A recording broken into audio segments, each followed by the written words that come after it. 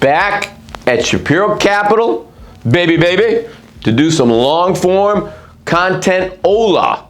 It's content Ola. And we're going to talk about what is a construction draw. What is a construction draw? What is a construction draw? I don't fucking know.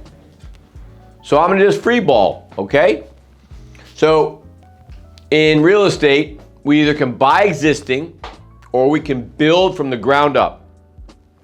And when you build from the ground up, you start with your land. One's land.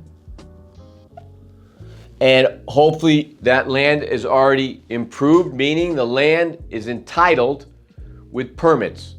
So for me, I don't like to buy deals that are unpermitted. I've gone through the process. It's a long, arduous process. It happens to be one of the bigger lifts in real estate where you take a raw piece of dirt and you get it entitled to build 300 apartments on it. But it typically takes a long time and I don't really like it. So I would rather buy a piece that's entitled. So you buy the dirt, you either pay cash or you can, on the land that's entitled, you can borrow 50%, or you go out and get a construction loan, and that includes an acquisition and construction loan. But I'm really talking about the draw aspect, okay? So when we do a draw, which is very self-explanatory, we are drawing down on our loan. That's pretty simple. So how do you do that? Well, first of all, you've got to procure a general contractor. And your GC, okay, let's do this 2, let's 3. Your GC, okay, you're going to give a set of plans to a bunch of GCs, and then you're going to have a call for offer, and the day it's going to be opened and see who it is awarded to, okay? The GC is going to take the construction drawings, and they're going to systematically price out your job. What is excavation? What is the site work? What is the concrete footing? What is the steel rebar? Is it a post-tension beam construction? Typically in Florida, we build concrete boxes with concrete, with additives, and with rebar. That's structural concrete, okay? And you can build them as big as you want. You can build them as fast as you want. It's a pour and lift strategy. So what we do here is once we've procured our GC and the GC is been awarded the job, and this is a key factor, you want to make sure that the GC gives you what's called a payment and performance bond. Because what if they go broke in the middle of the deal, or what if something happens and you have to fire them? That payment and performance bond is a cost of the deal, and it is going to ensure that your deal that your deal gets built, okay? Also, you want to negotiate a fixed price contract. Never cost plus, because you will get fucked, okay? Never, all right? And the reason I know that is because I've done it and I've felt it. It hurts, okay? Okay? So, guys, what I want to now get into the aspect of the draw side of the deal, okay? And on the draw side of the deal, we're going to use what's called an AIA form. And it stands for the Architectural Institute. AIA stands for American Institute of Architects. It's a pretty standard form. We all use it. It does the cost breakdown of every discipline, breaks it down in a percentage, okay?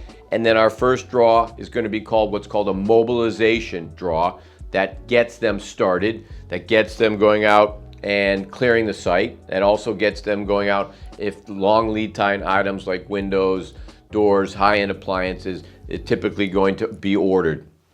That mobilization goes right to the general contractor, and then they put their construction crews on the site. They put their construction trailer, and then there's typically another trailer. Like in Florida, everybody brings an ice chest. So you got this big ice chest because it's freaking cold. Then you've got them with hundreds of bottles of water because you got to stay hydrated, all right? And then depending on how quickly the site work moves, you're going to then start going up, and then they'll bring their crane, all right? So that first draw is from the AIA. It's all based on a percentage. It's all pre-negotiated with the general contractor. And guess what?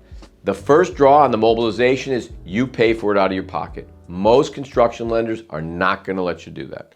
But the second draw is where you'll get it caught up. And what's going to happen is there's going to be a percentage of how much work has been done, okay, to date, okay? And then you're going to submit that construction draw, that C draw, okay?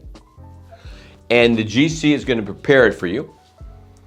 The GC is also going to go out and get any lien waivers off that, and it's going to present it to your lender. The best thing you can do is to get the lender and your GC to be working together. The GC is going to be there to do the inspection. The lender is going to send out a third-party inspector to look at the site. When this happens, you typically get funded within a few days, okay? And you don't even want the money. You want it to go directly to your GC. So this becomes a process. It's typically going to be somewhere between 5 and 10 draws to build a building. Some are bigger, some are less. Bigger buildings, longer draw time, longer construction time, 30 months, 36 months. It all depends, okay? Here in South Florida, there's a lot of construction, so the market's a little bit harder to procure concrete, rebar. It's more difficult. But this is exactly what it sounds. It's called a construction draw from your construction loan, and you're going to keep on drawing from your loan. So let's say your loan is 10 million and your first draw is 2 million. That means you got 8 left over, all right? Now, guess what? The loan may be 10 million, but we've only taken down 2, so we're only paying interest on that 2 million. Now there's the acquisition side, so it might have made the loan 4 or 5, but to complete the project, guys, you need to get your hands dirty. You need to understand this stuff. And guess what? It's not that hard. It's all pragmatic. It's common sense. You got to make sure you have a good, reputable general contractor, and that he's not taking your money and doing something else with another project. That's why you always get a lien waiver. So guys, thank you for listening to this long form content. I hope it was helpful. If you want to DM me some words, some questions, I'm happy to respond. Let's go, baby.